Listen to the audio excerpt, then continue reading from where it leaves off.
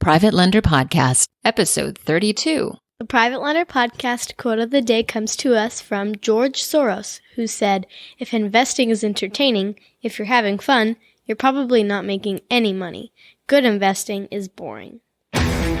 This is the Private Lender Podcast, the show that shares practical advice and know-how for new and seasoned lenders. From private mortgages on single-family houses to joint ventures on commercial projects and beyond. Discover details about investment vehicles that you won't find at your local bank or online broker. Listen and learn from private lenders and real estate investors, as well as from professionals and entrepreneurs, as they share the details, strategies, and the insight that allows for successful and prosperous lending. Now, get ready to increase your ROI. Here's your host, Keith Baker.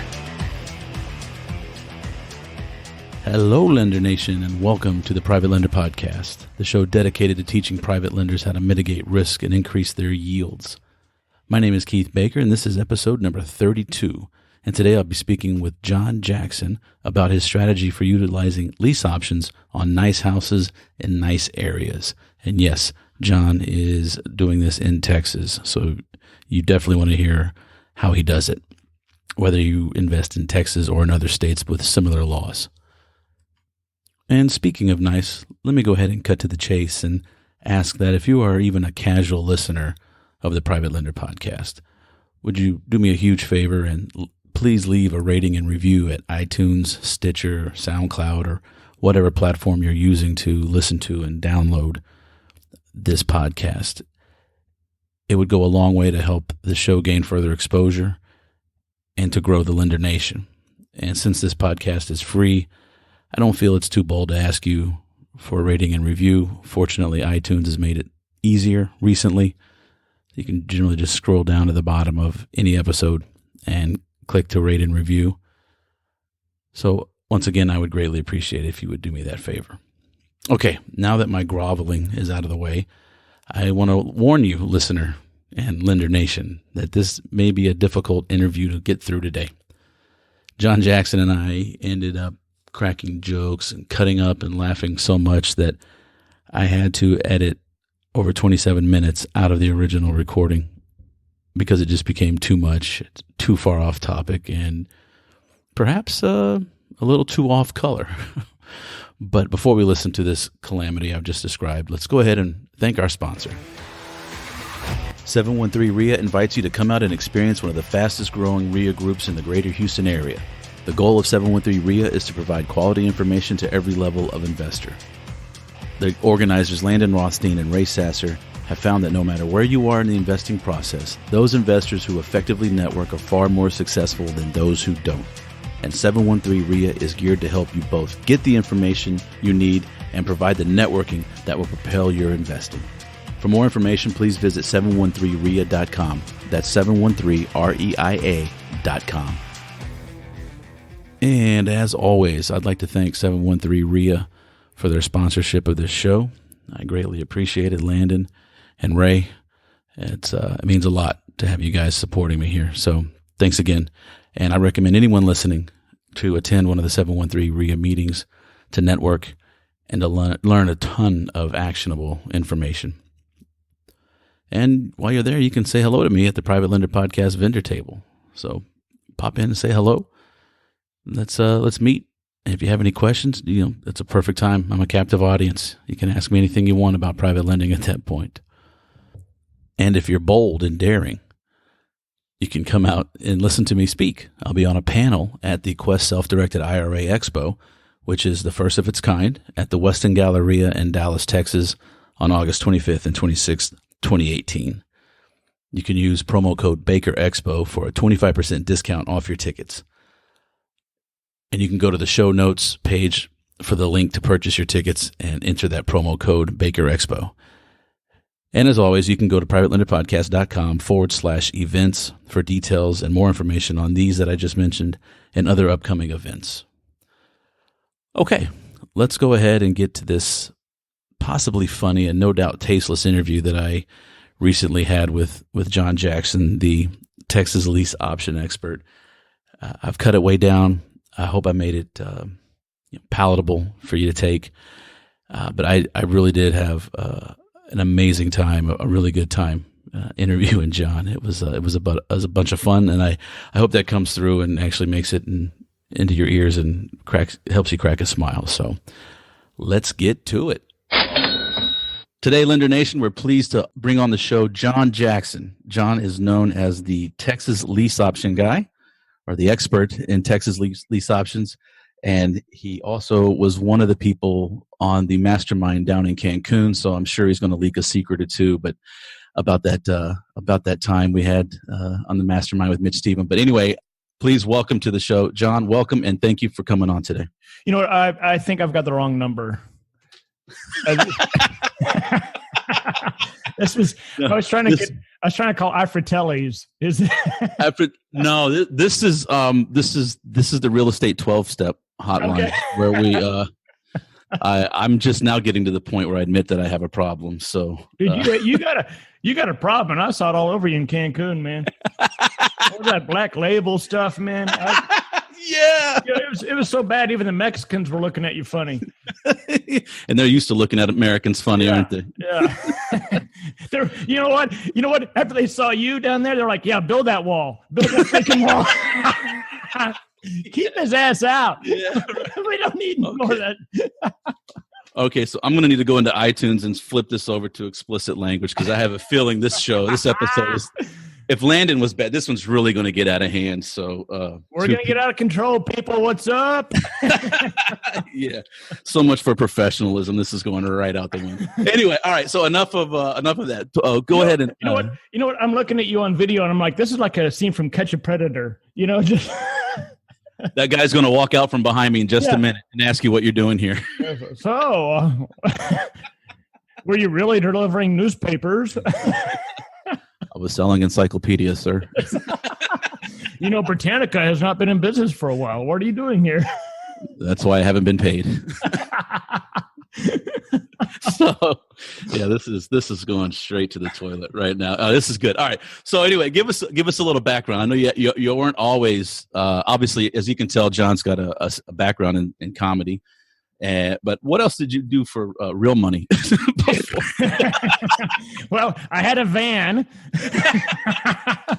and I would go to car washes, and I'd sell 6x9s, and I had candy. No, so you did that too? I did. That was before there were bird dogs, So. Right? Yeah. I just snorted. This has already gone off the rails. I don't know how many minutes we're in. So I'm trying to get serious here. All right. So, so my background is before real estate was in day trading, and I was a self-taught day trader. I traded options. I traded stocks, and then wanted to get into real estate. And what I noticed when I was looking to get into real estate is that there was a lot of similarities between real estate and the stock market. One of them being you've got to find your niche. Another one being all markets are cyclical. And so as I looked into real estate, there were so many ways to make money in real estate, but I had to find my niche. And my niche did not involve buying a rental property, being at risk, making $100 a month in profit, whatever the case may be. So I kept stumbling upon lease options. Well, I traded options on the stock market, and I love the fact that lease options done properly require no money, no risk, and you could help people. You could help the seller, you could help the buyer, and make money at the same time. So I started delving into lease options. Had no clue what I was doing, zero clue. And the first house I did, actually the first two houses I did, I found by driving for dollars. And they were literally less than a mile from where I lived. And one was a for sale by owner. The other was for sale by a HomeVestor franchisee. And once I did that house for HomeVestors, I started doing more and more houses for HomeVestors and different franchisees. And they started sending me spreadsheets like every week. And I would do all these houses for HomeVestors. And that's how I got started in real estate, was turning houses for sale by owner or HomeVestor franchisees. So I like the fact you bring up driving for dollars, because that's a great way. You don't have to have a big marketing budget. You just need some gas in a car to get to get going and get started. So how would explain the process? Because I mean, I obviously private lending is an alternative investment, but so many people got scared and turned away from lease options after in Texas anyway, about 2005. So they said you can't do it, or you can only do it for like 30 or 90 days, and it's basically impossible. Don't do it to an end buyer. So I'm going to have to ask you to back that up. And how you got into it? How is it? How do you stay legal? How do you I mean, I didn't notice any shackles on. Well, no, that's right. You did come in a van to the airport down in Cancun, and they took the shackles off. I did. You know what? I think orange looks nice in Mexico.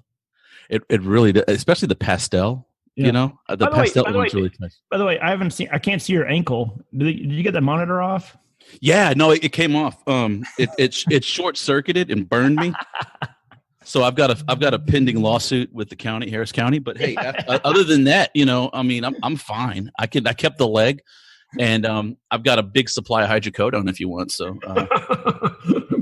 and Keith will be at the tomorrow's real estate meeting. I will be at the 713 re-up. What exactly are you offering? Is it private money or hydro? Private money and pills. Okay. I like to keep it simple. All right. So back. How do you strike this the lease option? So let me back up a little bit. So there's 3 different types of lease options. There's the sandwich lease option, where you stay in the middle of the deal, and the buyer's paying you, you pay the owner. So you're basically subletting the house with an option to purchase. Okay. There's a straight lease option that's where you own the house, and instead of renting it, you're offering as a lease option. Okay. So you're getting money down. You're getting, they're taking care of the property, this and that. So that's a straight lease option. What I specialize in is lease option assignments, where let's assume you've got a house there, Keith, and you're trying to sell it, hadn't sold yet. Well, I'll tell you right now, we just got it. We're getting a house today in our contract. Here's a real deal right here. We're getting this under contract, $320,000, a house in Mansfield, Texas. We're offering $326,000, I think, on this house. Now we don't. we put the contract here for $326,000. We then assign that contract to the end buyer. The end buyer is somebody or a family that want to buy a house, but they are not quite credit worthy. They're like at a 600 FICO, so not a 640. So they're close, but they're not there. That's who we work with. So we assign the contract to them, in this case for $12,000. They pay Is that their down payment of $12,000 is going to be their down payment? Yep. Okay. So they pay us $12,000. That'll show in the HUD. When they go to get financed, they'll show in the HUD as earnest money. Okay. The owner is getting cash flow. In this case, they're getting almost $700 a month cash flow each month. So they're super happy. And the buyers are going to they're going to take good care of the property. They're going to get financed within 10 to 12 months. Now you say the $700 cash flow, that's after the mortgage payment is made. Yep. And in this particular case, yeah. So the owner is going to cash flow. They're going to get full price, no commission, and the buyers are going to take great care of the property and get financed within 10 to 12 months.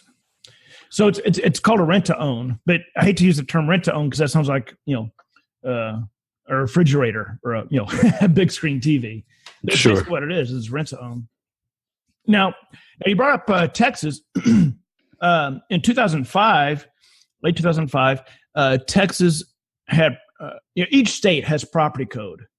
They have occupational code and property code. In 2005, Texas property code addressed contract for deed, but did not address lease options. So they drafted legislation about lease options, and the original law was a complete disaster. It was a complete mess. It just basically said that lease option is the same as a contract for deed, and that you cannot do an executory contract on a house that had a mortgage. Okay, so let's back it up right there. Let's go over to some of these terms real quick for people who aren't familiar, please. Yeah. All right. So let me back up. So in real estate, there's owner finance, contract for deed, and lease option. Now, owner finance, like what Mitch does, is where you sell a house and you give them a mortgage, which is a note, and you give them the deed to the property. Mm-hmm. So if they default, you have to foreclose on them. Right. Yeah. And there's a contract for deed. Contract for deed is where you sell them the house, owner finance, and they get the mortgage, the note, but they don't get the deed. They don't get the deed till they pay off the house. It's a contract for that deed. Okay. Now investors used to love in Texas. We used to love doing a contract for deed, also called a land contract. They love doing a contract for deed because they would sell a house basically owner finance, but not give the note. Not give the deed. So if they defaulted, they just evicted them. Gotcha. Well, in 2000, a tornado. In March of 2000, a tornado went through downtown Fort Worth, took out the Bank One building, and took out a neighborhood just east of downtown Fort Worth. That neighborhood consists of a number of properties. Some people in Texas will call it a colonista. It's basically where a bunch of people live that don't have Social Security numbers. They come from Mexico. They maybe they have I-10s, maybe they don't. They're buying them at the time contract for deed. Gotcha. So the tornado took out that neighborhood. When it did, you had all these people that had no homes. So they called the investment company that owned this neighborhood, basically owned all these houses. And it turns out, the investment company wasn't paying insurance. Oh. Yeah. So what happened then is Mike Moncrief, who is the representative at the time of District 12, contacted Charles Newman, who's an amazing real estate attorney in Fort Worth, and they drafted legislation about contract for deed. And so Title II, Chapter 5 of the Texas Property Code was dramatically changed. And so what happened is after that, the laws were so arduous that investors just stopped doing contract for deed because it was very, very, very, very strict. So a contract for deed was lumped into it's an executory contract. An executory contract is a contract to be executed. So to make sense of that, an owner finance, if I sell a house owner finance, they get a mortgage and they get the deed. That contract is executed. Contract for deed is to be executed. In other words, it hasn't been executed yet. Until they finish paying it off. Until they finish paying off. Gotcha. So that's an executory contract, is to be executed. Well, in 2005, Texas drafted legislation about, and this, it's not like Texas is a bad state to do real estate in. It's just that there were some people that were doing some shady things, mainly down in along the river, along the Rio Grande, Houston, and even down McAllen, just Beaumont, that area, taking advantage of Mexicans. And they were doing all kinds of things, like literally taking like a John Deere tractor and clearing a swath of land, putting up what I call Cracker Jack houses, just cookie cutter. Well, the land had never been platted, or they were selling houses that were in foreclosure. Doing all kinds of things. Obviously, they weren't closing at title companies. No, exactly. Okay, so that's how they were able to. So they go to get finance. They go, there's no survey, this, that, whatever. They were doing all kinds of things. Anyway, so Texas drafted legislation about lease options. Now, people think about Texas, you can't do lease options in Texas. What they never talk about is North Carolina or Massachusetts. They've got laws about lease options. Matter of fact, they had laws before Texas about lease options. Via Texas is considered, some sort of demon state that you can't do lease options here. But anyway, so they drafted legislation about lease options, and the original draft was horrible. It just basically said the lease option is an executory contract, and you cannot do an executory contract on a house that has a mortgage. So that was going to put leasing to buy, my business, out of business. Right. Unless you own it outright. Then you can lease outright, and then now it's basically the same as a contract for deed, which is ridiculous. Because lease option and contract for deed is totally different. So we all jumped on the bandwagon, and all the investors in Texas at the time, we were faxing our representatives. I know fax, yeah. Calling, going down to Austin, this and that. And they changed the law, and I shouldn't say, they changed the bill before it got passed and signed by Rick Perry. So the final bill was totally different. But apparently a lot of investors and even attorneys didn't read the final bill. And but this is my baby. This is my business. So I read the bill. I stayed up till 2 or 3 in the morning going line by line by line. What applies, what doesn't apply? What applies, what doesn't apply? And I think it's important to note, because even if you're listening to this podcast and you're not from Texas, your state has property code no matter what state you're in. And you're going to hear all kinds of rumors. You go to real estate groups, you go to online real estate forums. We won't mention by name, but like Bigger Pockets. And you're going to I'm sorry, Josh Dorkin, you owe me money for that plug. Yeah. No, I love. And but by the way, Josh, in case he ever listens, can you imagine Josh being so bored he listens to your podcast?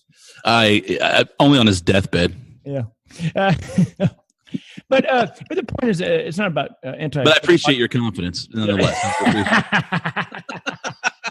But the point is, you're going to get all kinds of information out there on real estate, and you've got to take it with what it's worth. Is it off somebody who's trolling a forum or whatever, or trolling man? I go speak at real estate groups, dude. I see the same people at every real estate group, and they haven't done a deal yet, and it's been like 6-7 years. And they show up and just pretend like they know everything, but they haven't done a deal. But the point is, understand where you're getting your information from, and no matter what state you're in, whether you're doing owner finance, lease options, what are the deals, whatever it is you're doing, you want to know the laws and read them yourself. So I read the law, went line by line, and realized that okay, we've got to make some adjustments to our contracts. I spent about $30,000 in legal fees going to different real estate attorneys and different firms, always tightening them up, make them better. And we didn't slow down a bit. So that's been in September of 2005, and here it is 2018. 13 years, we're still going strong. One, congratulations that too. I want to back up a little bit because, the notion that lease options are illegal in Texas and whatnot. Actually, I got it from a RIA meeting, and it was an attorney. And one thing, I am by no means a real estate expert or guru, but one thing I have noticed in my limited tenure, is that when you go to an attorney, you're paying for an opinion. Yeah, and that's exactly what you're getting is an that's opinion. Great. I love that. And no two attorneys are going to have the same opinion. They might have similar opinions, but they're never going to be the same. And nobody knows how it's going to play out really until it gets tested in court. And even then, there's nothing black and white. And when you say, consider your source, absolutely, because, the attorney that was saying you can't do lease options, he got all of his money off of probate and document generation. Yep. So he wanted to write up deeds of trust and promissory notes for everybody. And that's where he wanted to steer his business. So lease options, since he didn't understand it and he didn't do it, didn't fit into his, wheelhouse. His wheelhouse and what he would speak about, and it angered some people.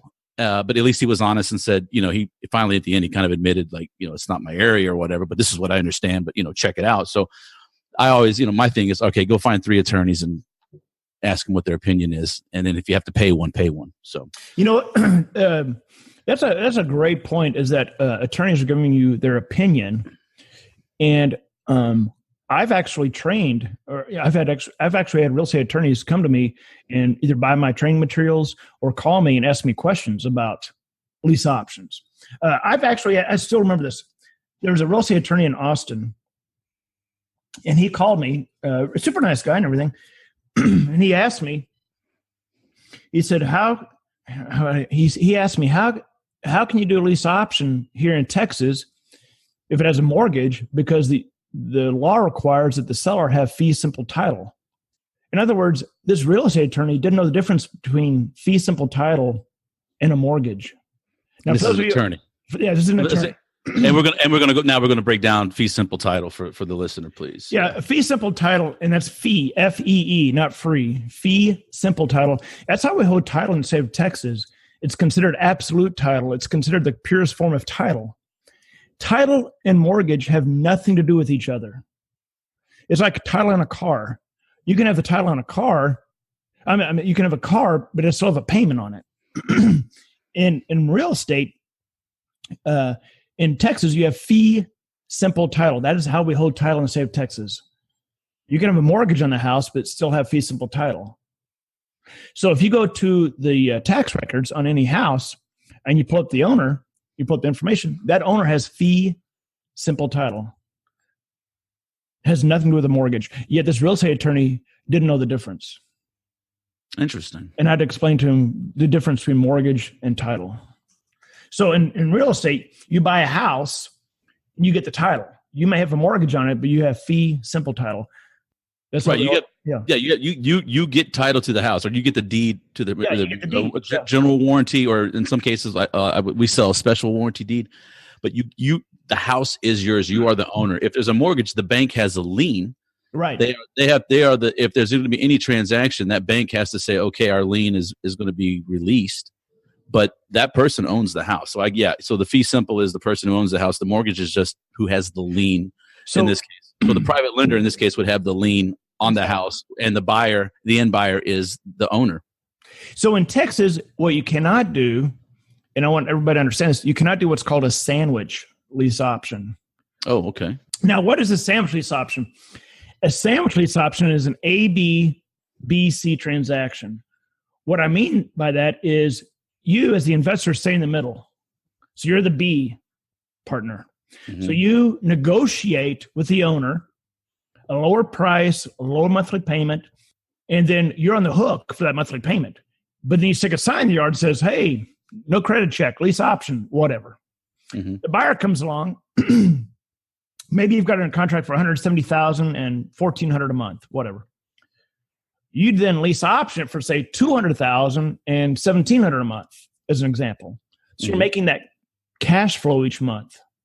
So you're making the $300 difference between the monthly payment. Right, and you're getting the down payment. You're getting the down payment, plus you'll have the equity, or the difference between the 170 sales price and the 200. So there's three payments in a sandwich lease option. There's a down payment, the monthly cash flow, and then when they cash you out, you got the equity.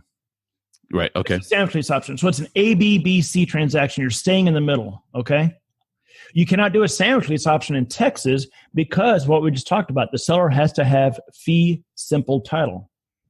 Well, in a sandwich lease option, on the BC side, you as the investor are the seller. You don't have fee simple title. Right. Does that make sense? Sure. No. A does, the seller, the actual seller. Right. The actual seller. Yeah. A has fee simple title, but it doesn't convey to C, the end buyer. Yeah, exactly. So you cannot do a sandwich lease option, which I've only done 2 sandwich lease options ever. And the first one, I only lost $1,300. The other one, I stopped counting at $10,000 in the hole. Were those in Texas? Yep. That was before the law changed. I was very green. I didn't know what I was doing. And I thought, I can make money at this. Yeah, I had no clue what I was doing. Okay. Well, appreciate your candor there and your honesty. But with the way I do lease options is assignments. So I have no risk. I will not lose money on lease option. I have no money at risk. Nobody pulls my credit. I'm just assigning my contract. Just like you do in a wholesale deal. I'm glad you brought that up. I was just going to say, this is like wholesaling on the lease option side. Yeah. So you're marketing for the properties. You do have some money, and you have skin in the game in the sense that you've got to go find the properties, whether it's driving for dollars or whatever marketing. Yeah, yeah. But as far as in the transaction, you have no money in, no credit. It's you lock up from the buyer what their terms they want, and then you sweeten the deal and just flip it over to the end buyer, the lease to owner or rent to owner, and then you get the down payment. Yep. And there's no difference in the monthly payment. You're just getting that down payment money, basically. Yeah. So in the lease option assignment, there's one payday, and that's the assignment, just like a wholesale deal. But the difference is we are not discounting the house. We're offering full price.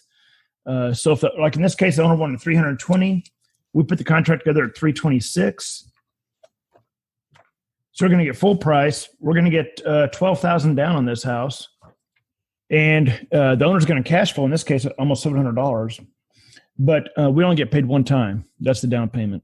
So you'll get your down payment of $12,000 and go on your merry way. Now, do you follow up and make sure that the C buyer ends up executing and buys the property, or you rinse and repeat, so to speak? Yeah. So once the buyer gets in the house, I change my cell phone number.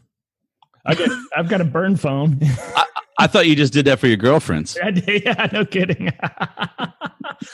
No, we put them in place with credit improvement. We've got the financing in place.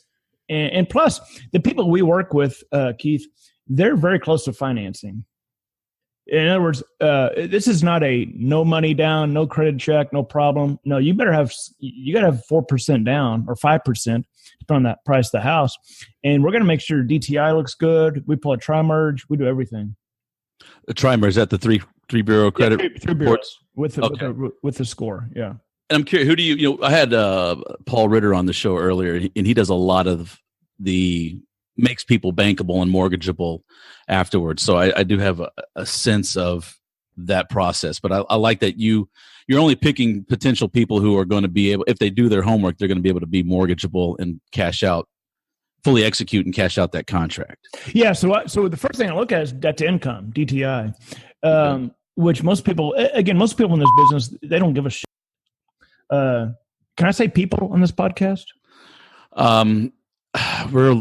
Look, you can say people. Okay. So most people don't care. They're like, hey, if you got the down payment, you're in, which may work for owner finance, but not for lease option where you're trying to help the seller. Mm-hmm. If you get just any deadbeat in there that has the money down, you don't give a crap about DTI or if they're going to get financed. Man, you just basically hose two people, the seller and the buyer. Right. So we look at debt to income. I do a tri-merge report, and we look to make sure that they're going to get financeable. So, in other words, I turn more people down than I do approve. Now, you're talking about people trying to buy houses. Or you're talking about the women that you approach. Yes, I turn down most women that approach me. You know? All right, that's my last one. I'm sorry, that's my last one. God, you know what? Suddenly, I want to download your. Suddenly, I'm going to subscribe to your podcast now. Oh no, don't do that. You'll give me you'll be the fourth person. So don't. Do you have like a half star on iTunes? There's a negative. There's a thumb down. There's like a thumb. YouTube thumbs down. And I believe there's some Rotten Tomatoes you can drag and drop over onto the. This is your podcast goes right next to Girls Gone Wild.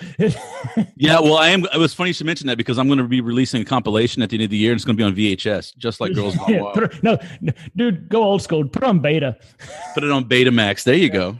Yeah, laser disc. Oh my God, I saw it.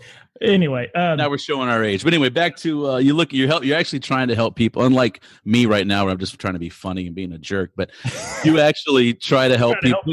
Put people in the house that getting ready for finance. So, okay, yeah. So I turn a lot of people down because they've got the money down, but I know, dude, you're at 52% DTI. I can help you, right? Not in this house. So I look at debt to income. That's a huge thing. The scores, the overall file, and can we get them financed in a year? So you look at a 12-month window to get them. So we put a 12-month contract together with the owner. Now, some people will talk about doing a 5-year lease option or something like that. Guys, here's something that's very, very important. The longer the term, this is important, guys. The longer the term of the lease option, the less likely the buyer will finance. That makes sense.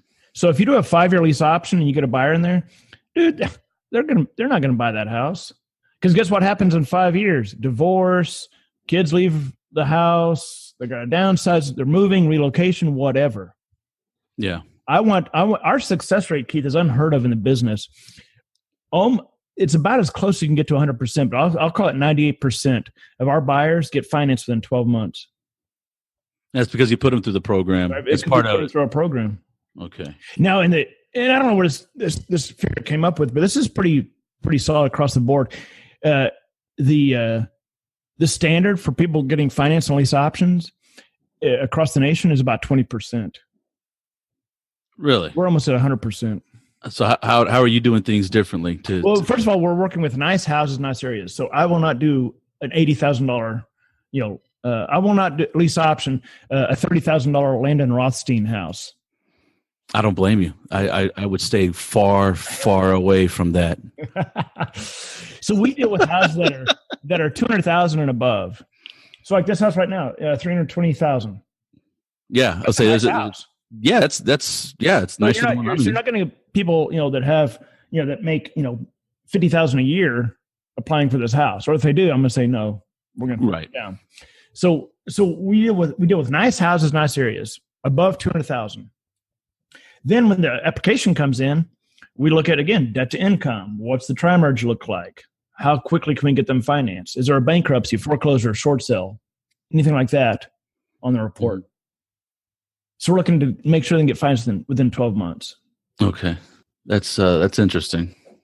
12 months. Nice houses, nice areas, and people who are able to get refinanced in 12 months. Now, so when Landon and I, it's funny you should mention his house, his 30,000 houses. he and I have owned or financed a few in that price range, and it's I'm curious because the demographic that we're serving is primarily blue collar, primarily Hispanic, and primarily on the east side of Houston, is what we found as far as like our bread and butter custom when they want to buy the house. So we it helps that Landon's wife can speak Spanish because that really helps out a lot of the stuff for us. So and I'm curious as to your avatar, your target demographic or audience. Who's your average person that you're putting into these homes? Okay, that's a good question. Totally different avatar. We're looking at people that basically it's a husband. Normally it's a family, husband and wife, 2 kids, and the household income is over 100,000. Okay, or close to 100,000, close to 100,000, maybe a little bit above. So it may be that she's a nurse and he works for Bell Helicopter. Something like that, Gotcha. That's what professionals, basically. Professional family. Yeah. So they just ruined their credit or hit some hard times. Something happened. Whatever. Maybe they were divorced 3 years ago. Yeah. And got remarried, but now they still, you know what? I've helped people that make so much money. They make so much money, but yet they went through a divorce, and man, they took the freaking licks. Mm-hmm. And it doesn't matter if you make 50,000 or $500,000 a year, man. You go through a divorce, man. You're gonna take some licks, Yeah. Yes, indeed. One of my former jobs, I worked for a light company, and we would see where husbands would get the divorce decree from the judge. They had to leave the lights on in their name, and the wife would just run up the bill. Oh my God. And never pay it. Not to hate on women, but I saw this quite often. And it also went the other way. Some deadbeat husbands would do the same thing. But because of the divorce decree, there's nothing that other spouse can do except get the lights cut off because they're not living in the house and yet it's still in their name. And now it's hitting their credit and on and on and on and on. So now that makes a lot of sense. I know divorce is it's an ugly, ugly situation, no matter how easy it is or how difficult. So we've helped people that have gone through a divorce in the past, but like I said, they're solid people. They just, and then literally, dude, I pulled so many credit reports. Back in the day, people would, this is schooling me. I mean, this is aging me. People would fax their applications in. I could look at their application, just their handwriting, and tell whether I would approve them or not. And because this sounds like there should be a law against discriminating against handwriting, John. I don't know. I know. The tough ones, you know what? The tough ones to disseminate were the ones that were sending by Braille. By Braille. That's a Braille fax machine, huh? Braille fax machine. You are really dating yourself now. So all right. So you brought up the handwriting, the penmanship. So what was it? The neater, the more likely they were. I know. This is a podcast. I've got. Okay, right now I'm seeing behind John. He's in his office. He's got a leather couch. He's got a big screen TV that has an actress on it that Landon likes. I think her name is Nikki Benz back there. Nikki Benz. That sounds like something you get when you fly to Vail. Well, I'm sure it is. I will have to ask Landon next time he's at a $30,000 house. So I know this is a podcast; people can't see this, but here's an example. I just happen to have this up here. So here's a cashier's check. Okay. All right, that's $7,000. Yep. Cashier's checks, Suburban Bank and Trust. And so when the guy sent this to me, he emailed me. He said, "Hey, did you get my cashier's check?" I said, "Yeah, I sure did." I said, "Next time you should put it on 24-pound paper." 24-pound paper? This is fake. Uh-huh. I can tell just by feeling it. Right. Yeah. Here- No, absolutely. Yeah. There was a guy that sent his application in, and this is years ago. I could just tell. I was like, something's not right here. This guy was a truck driver. I was like, man, something's not right here. So I said, hey, just for our records, since you're self-employed, just go ahead and send me your last bank statement in, just so we can have it for our file. Yeah. So he sent it in. He faxed it to me. Again, this goes way back. He faxed it to me, and he called me. Hey, did you get that? Did you get my bank statement? I said, I sure did. It's from Wachovia. Okay, business checking. I'm holding this up to the camera. You can't see this because it's podcast. Yeah, it's Wachovia Bank. He said, hey, did you get my bank statement? I said, I sure did. I said, hey, you may want to call Wachovia because deposit doesn't have an E in it. He misspelled it. That's hilarious. Misspelled deposit. And I said, oh, by the way, they forgot to carry the penny. So every number was a penny off. Oh, isn't that cute? His response was, "Oh, I'm gonna have to look into that." Yeah, you look into that. Why don't you call Keith? Yeah, call Keith. He'll look into it. He'll look into back to me. But so I have a saying in my real estate dealings. It's and I'm not a religious person, but I do like to say, "In God we trust. All other pay with certified funds." That's right. That's the way I keep it. So, but anyway, so. So the bottom line is why is our success rate almost 100%? Nice houses, nice areas, and we screen the buyer. The DTI better be there. I can look at a report and tell, okay, something happened 3 years ago. Let me guess, you got a divorce. Something happened, by looking at the report. Because you can see great credit, then bam, then a dip. Right. Now they're rebuilding. You know what? That's who I want to help. I want to help the people that are rebuilding. They're almost there. I don't want to help the people that are on the way down. I know with my program, I mean, get that crap taken care of. Right. Then come back to me. No, I totally see that. Yeah. If someone's on the slide down, you're not going to be able to help them. And like you said, you're doing a disservice to both sides of the equation. The dust hadn't even settled yet. Yeah. Okay. And I'm curious, like, so when you get one of these buyers, what do you have to? Obviously, there's going to be there's some fees to pull credit and background and all that. So like if I was, let's say my lovely wife comes home any minute now and dumps me, and I need I go through a divorce. I come to you. What does it cost me just to get started? Not down payment, just for you to take a look at me. It's $40. That's it. Okay. For the application, yeah. Application fee of $40. That's reasonable. Okay. And obviously, do you look at your down payments as a percentage of the contract or just? Yeah, so we get about 4% down on a house that's going to go jumbo, which I don't want to confuse the audience, but if it's going to go jumbo, in other words, outside of FHA, right, I'm going to get about 5% down. Okay, the reason is I want when they go to get finance, I want them to not have to come up with a massive amount of money. Right. What's the limit on jumbo? Is it 650, 700? What is different lenders are different, but basically you're going to use 660 for jumbo. I mean, FICO score? Well, the FICO score of 660, but what amount constitutes a jumbo loan? Well, and I should say conventional. I said jumbo, but if outside of FHA, they're going to go conventional. They're going to need 5% down. Okay.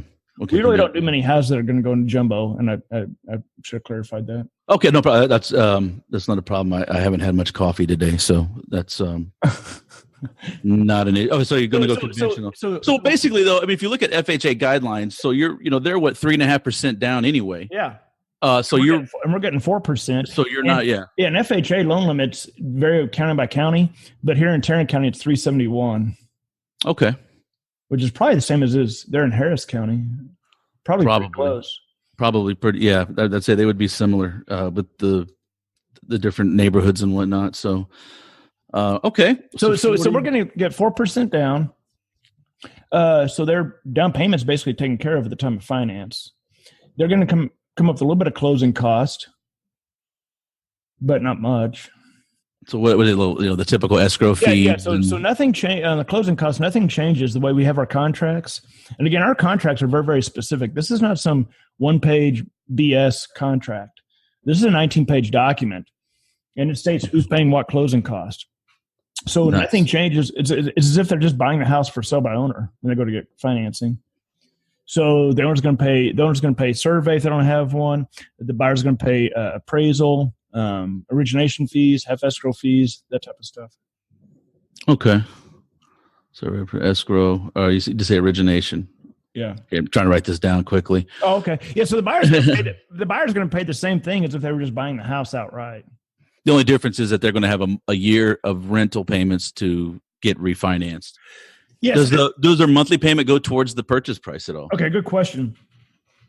So in the world of lease options, people are familiar with what's called rent credits. A rent credit is where a portion of the payment goes towards the purchase. Say, for example, we used to do $300 a month. Well, we have to change as the lenders change. So lenders stopped liking rent credits. Oops. Okay. I'm closing the screen here.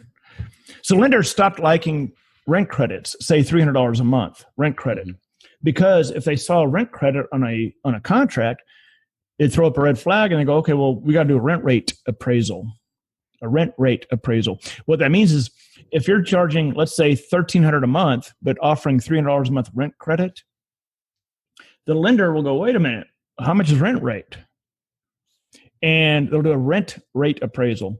And if the rent rate for that neighborhood is, say, $1,300, it disallows the rent credit. So now you've screwed over the seller and the buyer accidentally. So in other words, you'd have to charge $1,600 a month to get that $300 a month rent credit. So in layman's terms, and in my simple mindedness here, so basically what they're now taking a conventional or a residential mortgage and now treating the property, doing like forgetting comps and now looking at it, what kind of cash flow it would bring in. Yeah, well, because if you're offering a rent credit of say $300 a month, you better be charging $300 a month above what the rent rate in that area. So okay. We just so going back to your question, does what they pay every month go towards the purchase? We don't do that anymore. What we do is we just do a flat seller concession. Now, for those of you all listening, a seller concession is simply where the seller is contributing a certain amount towards the buyer's closing cost. They don't write a check for it. They don't come up with cash. It just comes off their side of the HUD. So for example, Keith, if I was buying a house from you and I said, hey, I've got the down payment. I want to buy this house from you, but you know what? I'm going to be a little bit short on closing costs. Can you contribute, say, $3,600? You pay $3,600 of my closing cost. You don't write a check for it. It just comes off your side of the HUD. Does that make sense? Right. Absolutely. So what we do is we just do a flat seller concession of $3,600. So part of the monthly payment is not going towards the purchase. It's just anytime they get financed within 12 months, they're getting normally $3,600 concession. Okay. So it seems like a clean little workaround. Yeah. So we used to offer $300 a month, right? Rent credit. Well, 300 times 12 is $3,600. That's where we came up with the $3,600. Yeah. Cool. And done. Okay. Quite interesting. And you've been doing this for you did this through the Great Recession even. Is great about lease options. I started this in 2003. Now in 2003, if you could fog a mirror, you could get financed, right? Right. That's how I got my first house. Yeah, you could fog a mirror. So through 2003, 2004, 2005, oh my gosh, Texas law changed. Okay, kept going. 2006, 2007, bam. Man, I've done a ton of properties for investors. Matter of fact, after we got this call, I've got an investor in California that has a house here. She did a 1031 exchange, and she's in California, but the house is here, literally 10 minutes away, and she wants to lease option it through us. So I've helped a lot of investors that bought properties that, especially when the market took a downturn, man, they were upside down. Sure. And the thing about lease option, the way I structure them is I don't need equity. The house can be, they can owe basically what it's worth, and I can lease option it. Sure. Yeah. No, yeah, exactly. Yeah. You don't have to, you break that home investors model, right? Of 70%. Yeah. 70% minus all repairs. In. Yeah. Minus. Yeah, exactly. So this is, you're able to, so where someone wouldn't normally be able to dispose of the house, this gives them a little time, gives them some monthly cash flow. Yep. And even if they break even on the house, it's still better than calling a wholesaler. Yeah, I mean, because there's different levels of desperation. When I do my 2-day training, I break down the different levels of desperation. And there's for sale by owner, for rent by owner, MLS. Then there's wholesale, subject to foreclosure. Mm-hmm. That just basically broke down the levels of desperation for those of you all listening. And at every level, except I do some wholesaling. That's not my bread and butter, but I do some wholesaling. But at every level, there, leasing to buy can help them until they get to the point where they're behind on payments. Right. So for sub owner, boom. For rent by owner, MLS, and that's something that I did years ago. I do something that's unheard of in the business. I actually market to listed houses. Do you really? Yeah. Years ago, I was like, man, there was no handbook for marketing to market. There was no. I don't even know if Craigslist was around. And I finally was like, man, who the hell wants to sell their house? And I was like racking my brain about how can I market to people? Who wants to sell their houses? Then it finally dawned on me. I know who wants to sell their houses. The people that have their house for sale. How'd you figure that out? I know. So yeah, I will actually market. I actually send direct mail to listed houses. We fish in the pond where the fish are biting. Boom, baby. I mean, yeah. Okay. Now, when you market to listed houses, how do you handle realtor fees? It's actually super simple. And if you're okay with getting into it on this podcast, we can get into it. Yeah. I mean, I just want to know, do the realtors keep their, traditionally it's a 6% transaction fee at closing. So do you honor or not honor, but do you keep the 6% going to the realtor? Okay. So here's what happens. So I hit listed houses that meet my criteria with very, very specific mail pieces. What happens, Keith, is the owner calls me. Hey, I got your piece in the mail, whatever, blah, blah, blah. And I do my 60-second spiel. I send them the numbers.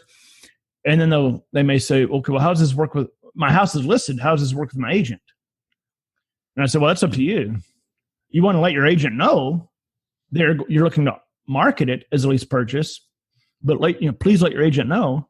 But that, as far as how they get paid, that's up to you. You may have, check your contract. There may be a flat amount that's in the contract, which they often put in there.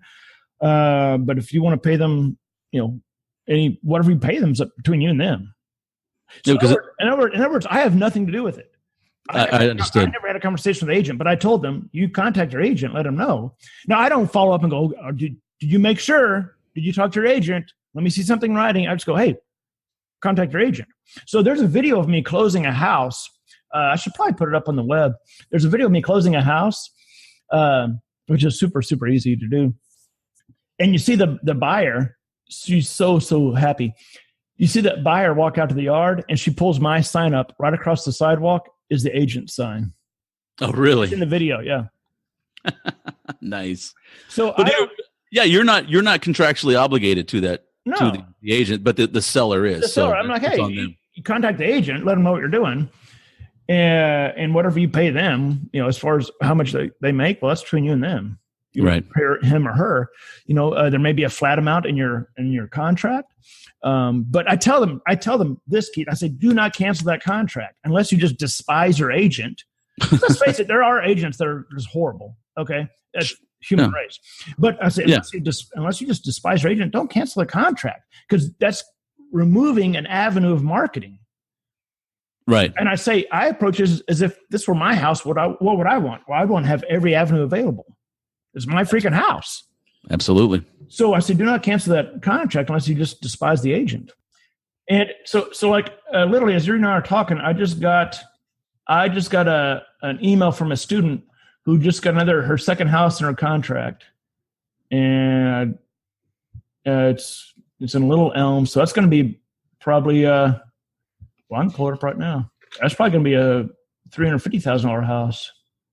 But again, so she probably did a mailing to this owner. Let me see here. It's $282,000. So almost a $300,000 house. She just got her contract. Nice house up in Little Elm. Oh, wow, it's a nice house.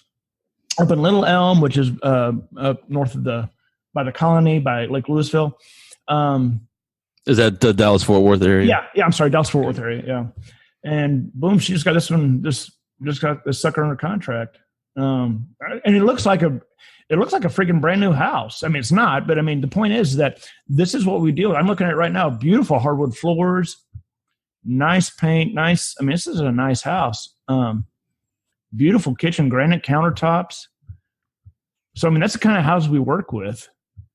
I'm looking at it right now. Nice houses in nice areas. Beautiful 2-story house. Yeah. Okay. Well, you mentioned, this is a student. So go ahead and tell us a little bit about your training. Yeah. So I offer training through leaseoptionclasses.com. Again, that's leaseoptionclasses.com. We've got my training materials that you can get there.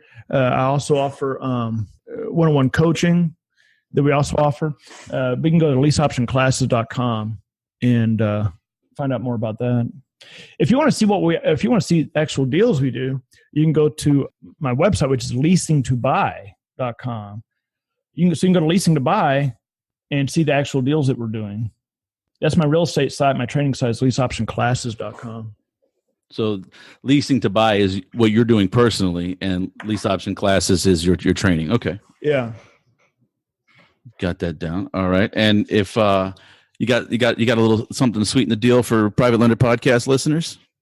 I do. If you go to leaseoptionclasses.com /private lender, I would charge you twice as much as what you would normally pay. Hey, you know what? Before I give the offer away, I actually just helped write a book that's coming out in August. Rock and roll. It's called Real Estate Rock Stars. Okay. I just helped co-author that, so it's coming out in August. So keep an eye out for that. But as far as the offer, yeah, if they go to leaseoptionclasses.com /offer, and for those of you from Mississippi, that's 2 F's. If you can afford, if you go to /offer, then you can actually get my entire training course for half off. Wow, half off. That's all jokes aside. That's substantial. Thank you for that. When you figure my contracts cost me $30,000 to get my course for $500, I mean that's nothing. Yeah, that's a good deal. That's a really good deal. So thank you for putting that out there. I want both your listeners to understand that /offer. Well, one of them only speaks Arabic, so okay. we're going to have to figure. The other one's it's Cantonese, so I'll have to Cantonese. Google Translate's going to have to help me out on this one. But John, you know what, you say Cantonese. I got a funny story for you. Okay, let me pause the recording. Yeah, pause the recording. Well, Lender Nation, it's probably best if we just fast forward to the end of the show, which is still going to take quite a bit of time because John and I had a little too much fun recording this interview, and I don't want to subject you to all of it. But there was some good information in between corny jokes. So enjoy the rest of the show. John, I want to thank you for coming on and sharing your knowledge and your wisdom. Are we done? Are we done?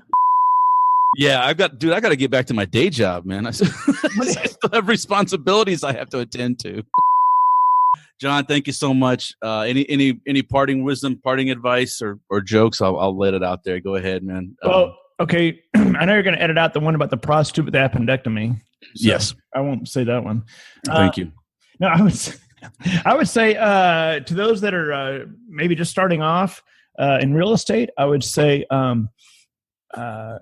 just do your first deal. Get out there and do something. I don't care if it's driving for dollars. Do something. Get it done, and don't listen to the garbage you hear online as far as like real estate forums and this and that. Get in yourself. Get your hands. Get your hands dirty. Is that it? So, okay, yeah, get out there. So just get out there and do your first deal, right? Just take action. Take action. Do your first deal, and you don't need money to get involved in real estate. You don't need money. You don't need credit. Just get out there and get something going, whether it's a wholesale deal or a lease option deal, and get out there and get something going, man. All right. I mean, I've done real estate for so long, single family. I'm bored with it. So I think I'm looking at multifamily. Well, I don't know a damn thing about multifamily, so I'm going to spend about a month learning, and then I'll freaking get out there and do something. There you go. That's how you do it. You educate and then take action. Yep. That's great. Well, John, thanks again for coming on. going to say goodbye, and I wish you happy and prosperous investing, and I'll see you the next time I'm in the Tarrant County Jail. All right. Hey, I'll see you tomorrow, man. I'll see you tomorrow in Houston. Yeah, with 713 RIA. Yeah, I'll see you there. RIA. All right, man. All right, Lender Nation, I hope you enjoyed listening to that interview as much as I did performing it and conducting it with John. It was, even though I don't do the lease option thing myself, I know it is a very viable method to invest. And like he said, no money, no credit. It's a great way to get into it. Obviously, John has that personality to make real estate or anything work. I think you can tell that through the interview, but it is since I've met him earlier this year, early in January, and then caught up with him at the Mastermind in Cancun. I've been picking his brain a little more and more. And I mean, even he said, he does some wholesaling. It's not his bread and butter, but he diversifies even within the real estate arena. And he was looking to get into multifamily. So, which is the progression I do want to take this podcast. So right now, this first year, we're just going to focus on single family. So if you have any questions about single family, investing, note buying, creating the note, selling the note, whatever, shoot those questions over to info@privatelenderpodcast.com. And I apologize if this is a little subdued, but the kids are in bed right now, and I'm a little behind schedule. So with that, I'm going to sign off. Thank you for listening, and thank you for sharing your most valuable asset with me today, your time. And I'll see you on the next episode. Thanks so much for listening to this episode of Private Lender Podcast with your host, Keith Baker. For more great content and to stay up to date, visit privatelenderpodcast.com. If you enjoyed today's episode, please rate and review, and we'll catch you next time.